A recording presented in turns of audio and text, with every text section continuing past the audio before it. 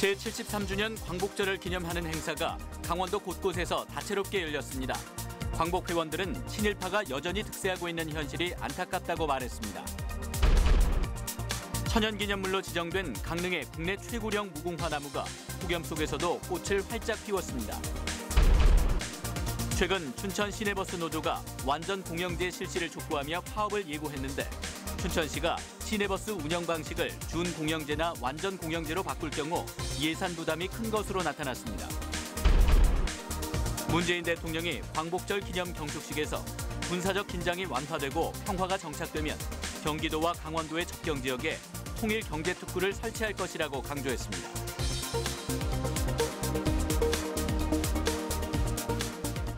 시청자 여러분 안녕하십니까?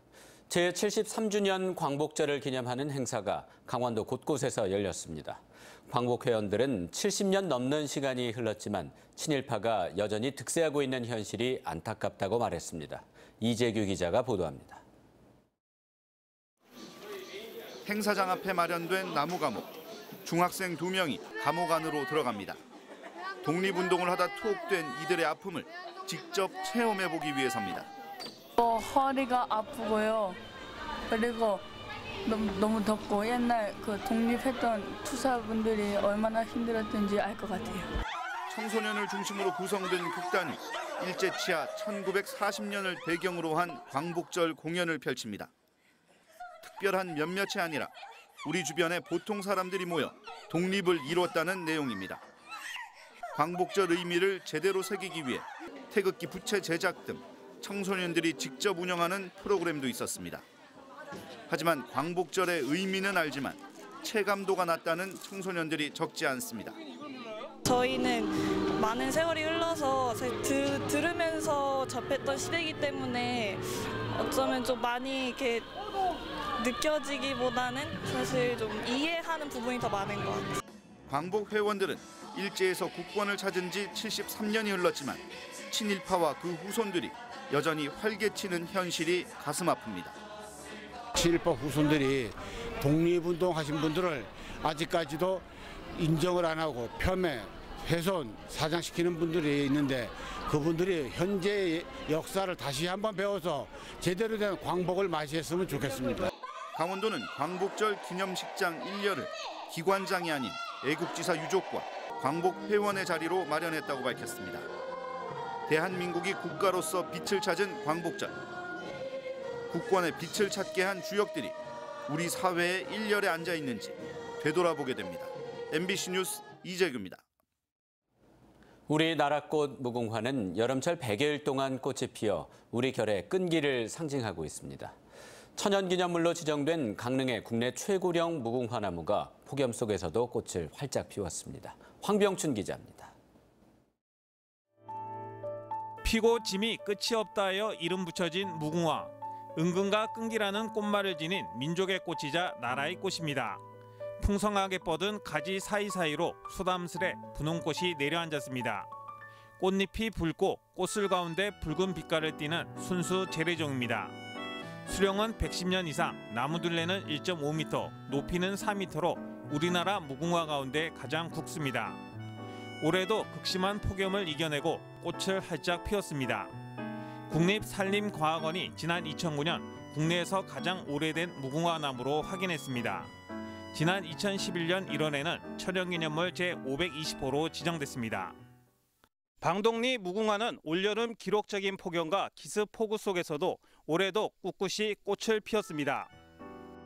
일제시대와 6.25 전쟁에도 살아남아 보통 무궁화보다 2배 이상 오래됐지만 생육 상태는 양호합니다. 강릉 박씨 제실의 돌담과 기와 지붕과 어우러져 110년 이상 아름다운 자태를 뽐내고 있습니다. MBC 뉴스 황병춘입니다. 그제 춘천 시내버스 노조가 완전 공영제 실시를 촉구했다는 보도를 해드렸는데요. 춘천시가 현재 시내버스 운영 방식을 준공영제나 완전 공영제로 바꾸는 방안을 연구하고 있습니다. 그런데 문제는 커지는 예산 부담입니다. 강화길 기자가 보도합니다. 올해 춘천시는 대동 대한운수에 62억 원의 재정을 지원합니다. 환승과 교통카드, 학생 할인에 적자분까지 100% 보존해주고 있습니다. 그런데 춘천시가 버스 준공영제를 실시하게 되면 어떻게 될까요? 버스 수익금과 배차 간격, 노선 등을 시에서 관리하기 때문에 버스 회사가 노선을 마음대로 없애는 것이 불가능해집니다. 또 버스 기사 임금을 안정적으로 지급할 수 있어 서비스 개선도 기대됩니다. 하지만 재정 부담이 커지고 버스 회사에게는 안정적 이윤을 보장하는 수단으로 전락할 가능성도 있습니다. 2016년 강원도의 용역 결과 춘천시가 준공영제를 도입할 경우 운송 원가가 크게 증가하면서 재정 부담이 현재 62억 원에서 배가 넘는 135억 원으로 늘어납니다. 그리고 해를 거듭할수록 운송 원가와 지원금이 증가해 재정 부담이 커진다며 준공영제 도입 타당성이 부족하다는 결론을 냈습니다. 준공영제 도입을 해서 어느 정도 공적 부담을 가지고 인프라를 확보해 주는 게 규범적으로는 필요한 지역이긴 한데 현실은 재정적 부담은 더 커질 수가 있는 게 지자체가 직접 버스 회사를 인수해 운영하는 완전 공영제는 어떨까요? 현재 최고 130억 원으로 추산되는 버스 회사 매입 비용과 미적립 퇴직금 50억 원 등 준공영제 시행 때보다 더 많은 돈이 들어갑니다. 결국 핵심은 예산입니다. 한 해 60억 수준인 부담금이 2배 이상 늘어나는 상황을 춘천시가 감당할 수 있느냐는 겁니다. 예산 부담이 훨씬 커지는 만큼 시내버스 준공영제나 완전공영제 시행은 시민의 절대적인 지지가 전제가 돼야 할 것으로 보입니다. MBC 뉴스 강화길입니다. 원주시가 추진하고 있는 통합사격장 조성 사업이 난항을 겪고 있습니다. 인근 공군부대가 안전성을 이유로 불가하다는 입장을 고수하고 있고 주민들의 반발도 거셉니다. 권기만 기자가 보도합니다. 원주시가 통합사격장 조성을 추진하고 있는 소초면 의관리 일대입니다. 서곡과 신촌, 매지사격장 등 세 군데 군사격장을 없애고 대신 이곳에 133만 제곱미터 규모의 통합사격장을 조성한다는 계획입니다. 작년 초 마을 주민들이 유치 의사를 밝히면서 사업이 시작됐습니다. 하지만 인근에 있는 공군부대가 수시로 뜨고 내리는 항공기의 안전 문제를 제기하며 불가 입장을 밝혔습니다. 이에 원주시가 비행 안전성 검토 용역을 진행해 지난 4월 중간 결과를 통보했지만 공군은 비행 안전을 담보할 수 없다며 불가 입장을 재확인했습니다. 결국 탄환이 비행하는 고도까지 올라오느냐 안 올라오느냐거든요. 그래서 올라오지 않는다는 게 확실히 검증이 돼야 됩니다. 근데 이제 그 부분에 대해서 이제 그 연구 영역 결과로는 그걸 판단하기가 어렵다는 거예요. 실제 사업 주체인 국방부도 사격장 배치와 불발, 오발탄에 대한 안전성 문제를 제기했습니다.